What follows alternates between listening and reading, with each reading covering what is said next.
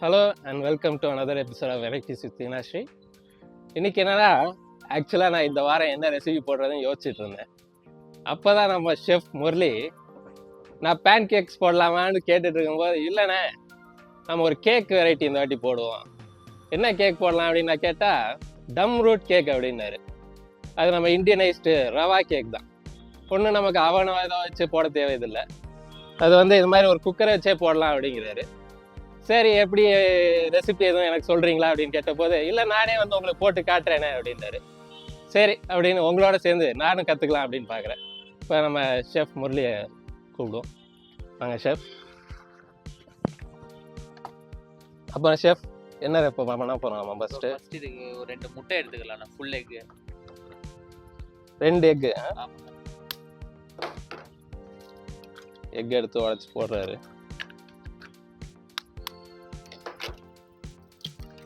முதல் cake mix மாதிரி ready பண்ணிக்கிறோம், அப்படி தானே? ஆமாம். இதை நல்லா பீட் பண்ணிக்கலாம். ஓகே.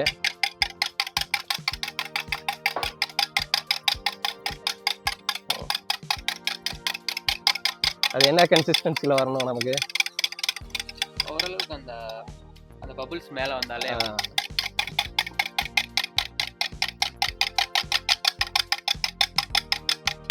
இப்போ எக்குக்கு அடுத்து நம்ம என்ன பண்ண போகிறோம்? எக்குக்கு அப்புறம் நம்ம 125 கிராம்ஸ் பவுடர் சுகர், அதோட நம்ம ஏலக்காய் ஒரு 2 பீஸ் சேர்த்துக்கிறோம். பவுடர் சுகர்னா நீங்கள் இப்போ நார்மலாக வாங்குற சுகர் எடுத்து மிக்சியில் போட்டு அரைச்சி வச்சுருக்கீங்க. ஓரளவுக்கு இது வந்துச்சு. ஓகே. வர மாதிரி இது கொஞ்சம் கொஞ்சமாக ஆட் பண்ணி மிக்ஸ் பண்ணிக்கிற மாதிரி. இப்போ இது என்னது? நம்ம பவுடர் சுகர் ஒரு 125 கிராம் சுகரும் ப்ளஸ் ஏலக்காய் ஒரு 2 பீஸ் பவுடர் ஆக்கிருக்கீங்களா? ஏலக்காவையும் சேர்த்து பவுடர் ஆக்கிடுது. 125 கிராம்ஸ் சுகரும் ஏலக்காய் பொடியும் மிக்ஸ் பண்ணுறோம். ஓகே.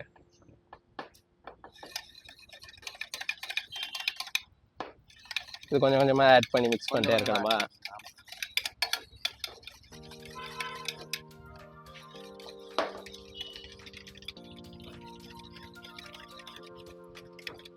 இது உங்களுக்கு வாட்டரியாக இருக்கணுமா? எப்படி மிக்ஸ் வரும் இது?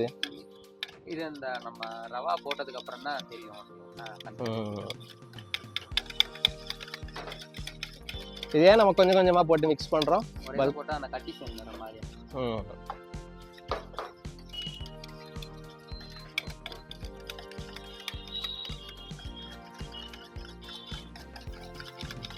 இது மிக்ஸ் பண்ண பிறகு அடுத்து என்ன பண்ண போறோம்? நம்ம ரவா சேர்த்துக்கலாம்.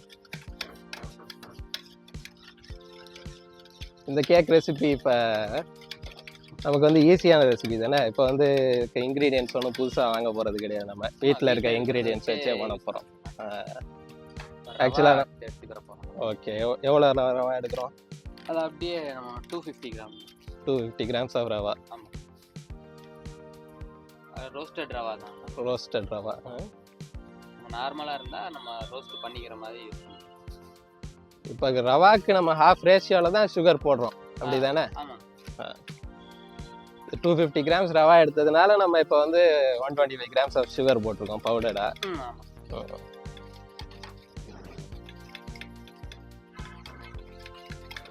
இதுவுமே சேம் அதே மாதிரி கொஞ்சம் கொஞ்சமாக சேர்த்து. இப்போ இந்த டம் ரூட் கேக்குன்றது இந்தியன் ரெசிபின்றதுனால நம்ம இதில் கீ போட்டு பண்ண போகிறோம், அப்படி தானே சார்? ஆமாம். இல்லைன்னா பட்டர் போட்டு பண்ண வேண்டியதாக இருக்கும். பேக்கரினாலே இப்போ பட்டர் தான் போடணும். நம்ம இந்தியன் ரெசிபினால நெய் சேர்த்து.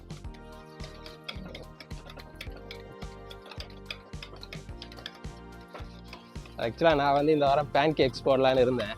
ஆனால் செஃப் ஏன்னா சம்மர் சீசனில் ஒரு டெசர்ட்டை கூட போடலன்னா என்னடா பண்ணுறது நம்ம அப்படின்னாரு. அதனால தான் நம்ம இந்த வாட்டி கேக் பண்ணுறோம். ஒரு 2 ஸ்பூன் நெய் ஊற்றிக்கலாம். 2 ஸ்பூன்.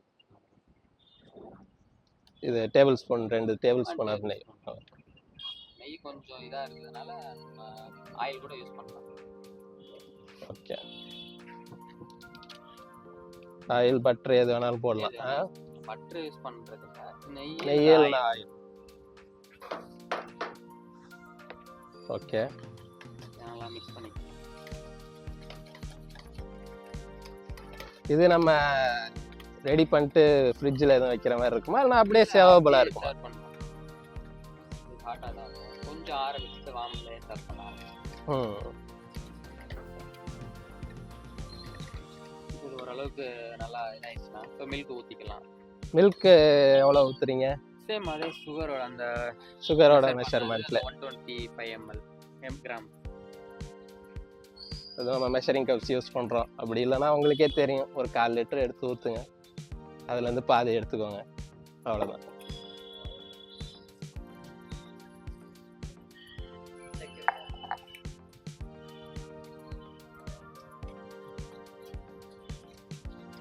இப்போ இதில் நம்ம வந்து நல்லா ஒரு சாலிடான கன்சிஸ்டன்சி வர அளவு மிக்ஸ் பண்ணுவீங்களா, இல்லைன்னா இதுக்கப்புறம் குக்கிங் இருக்கா? ஃபர்ஸ்டே மிக்ஸ் பண்ணிட்டோம்ல, ஒரு திக்னஸ் ஆகும்.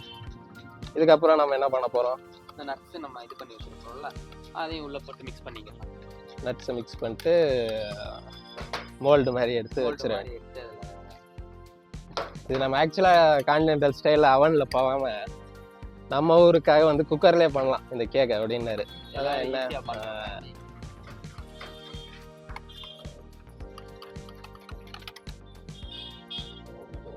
நல்லா பீட் பண்ணிக்கணும்.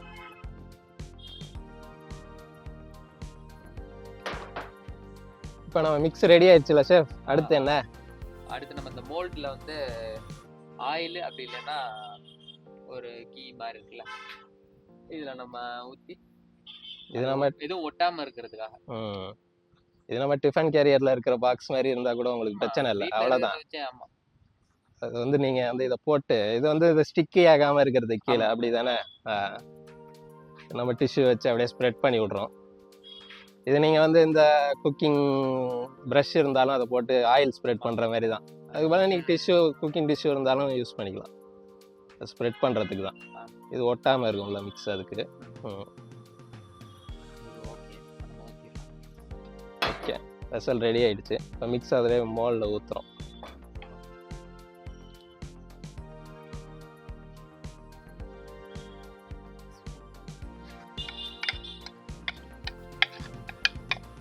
அதே மாதிரி இதை நம்ம குக்கரில் வைக்கும்போது வாட்டர் எதுவும் போட போகிறது கிடையாது. இது வந்து ட்ரை ஹீட் ஆகணும் நமக்கு, அவன் மாதிரியே.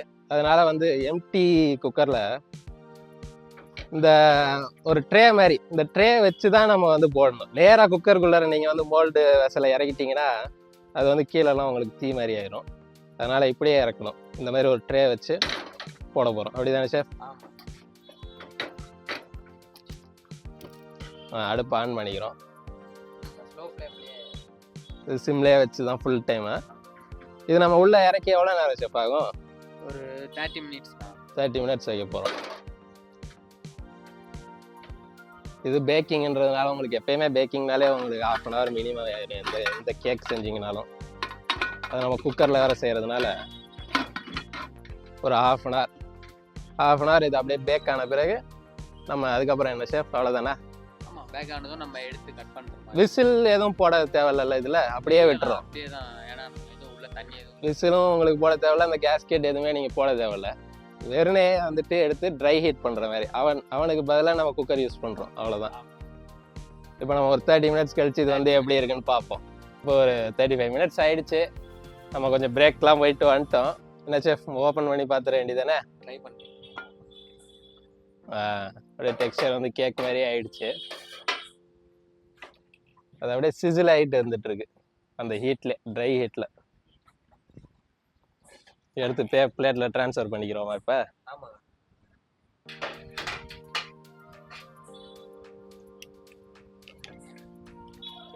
அதை அப்படியே சைடில் மைல்டாக எடுத்து விட்டே கவுத்து விடுங்க நீங்கள் எடுக்கும்போது. ஏன்னா அது ஹீட்டாக இருக்கும். ஒரு கொரடு மாதிரி எதையாவது போட்டு அப்படியே கிராப் பண்ணி எடுத்தீங்கன்னா பெட்ரு. டக்குன்னு கையையே போட்டுறாதீங்க, ஏன்னா வந்து உங்களுக்கு 1/2 hour அதில் வந்து ஹீட் ஆகிட்டு இருக்கு, ட்ரை ஹீட்டாக.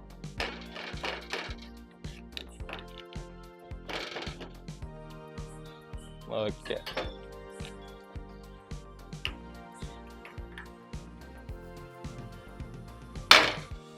இது குக்கார நேரத்தில் எனக்கே பசிக்க ஆரம்பிச்சிருச்சு. அதனால் நம்ம ஷெஃப் போட்டால் தான் இப்போ அதை சாப்பிட்டு தான் நம்ம போய் டின்னரும் சாப்பிடணும்.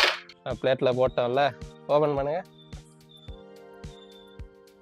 எனக்கு பக்காவா ஃப்ளஃபியாக வந்துருக்கு பாருங்க கேக்கு. ஒரு ஸ்லைஸை கொடுங்க செஃப், டேஸ்ட் அது பண்ணி பார்க்குறேன் நான்.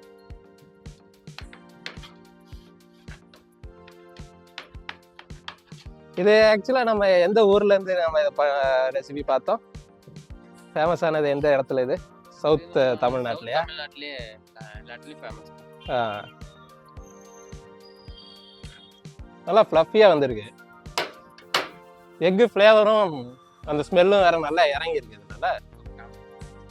இது என்ன சொன்னீங்க, விருதுநகர்லேருந்து வர ரெசிபி இல்லை இது? சவுத் தமிழ்நாட்டில் ஃபுல்லாகவே நம்ம காண்டினென்டலாக போகாமல் இந்த வாட்டி தமிழ்நாட்டிலேருந்தே ஒரு கேக் ரெசிபி, காண்டினென்டல் மாதிரி குக்கரில் ஒரு பக்கா, மாதிரி இருக்கு. நீங்கள் யார் வேணாலும் இதை ட்ரை பண்ணி பார்க்கலான்ற மாதிரி ஒரு பக்காவான ரெசிபி ட்ரை பண்ணி பாருங்கள். தேங்க்யூ.